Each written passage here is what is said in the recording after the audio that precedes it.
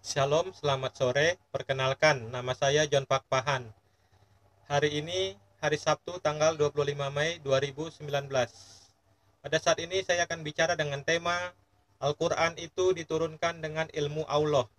Sekali lagi saya ulangi, pada saat ini saya akan bicara dengan tema Al-Quran itu diturunkan dengan ilmu Allah.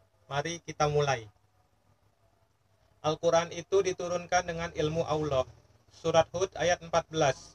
Jika mereka yang kamu seru itu tidak menerima seruanmu, ajakanmu itu, maka ketahuilah sesungguhnya Al-Quran itu diturunkan dengan ilmu Allah, dan bahwasanya tidak ada Tuhan selain Dia. Maka maukah kamu berserah diri kepada Allah? Surat An-Nisa ayat 166. Surat An-Nisa ayat 166. Mereka tidak mau mengakui yang diturunkan kepadamu itu, tetapi Allah mengakui Al-Quran yang diturunkannya kepadamu. Allah menurunkannya dengan ilmunya, dan malaikat-malaikat pun menjadi saksi pula. Cukuplah Allah yang mengakuinya.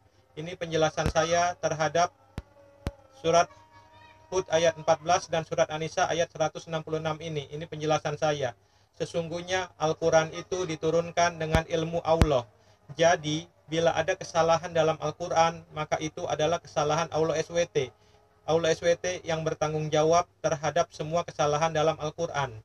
Surat Al-Baqarah ayat 61. Dan ingatlah ketika surat Al-Baqarah ayat 61. Dan ingatlah ketika kamu berkata, "Hai Musa, kami tidak bisa sabar tahan dengan satu macam makanan saja.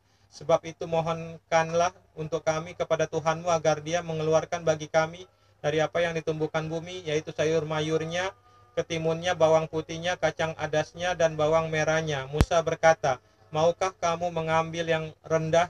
Musa berkata, "Maukah kamu mengambil yang rendah sebagai pengganti yang lebih baik? Pergilah kamu ke suatu kota, pasti kamu memperoleh apa yang kamu minta.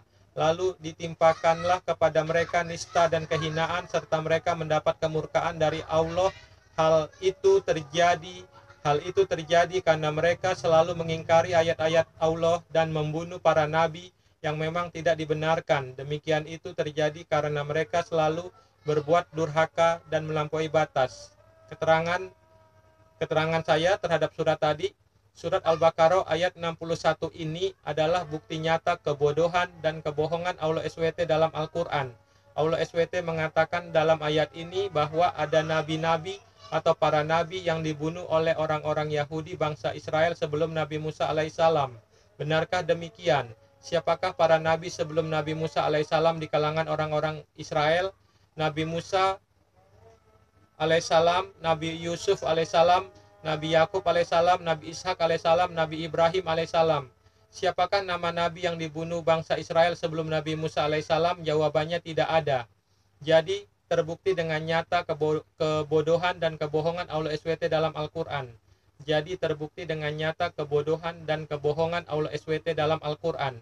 Karena Allah SWT terbukti bodoh dan berbohong dalam Al-Quran, maka Allah SWT tidak layak disembah sebagai Tuhan. Karena Tuhan yang sejati tidak mungkin bodoh dan berbohong. Terima kasih. Shalom. Tuhan Yesus Kristus memberkati.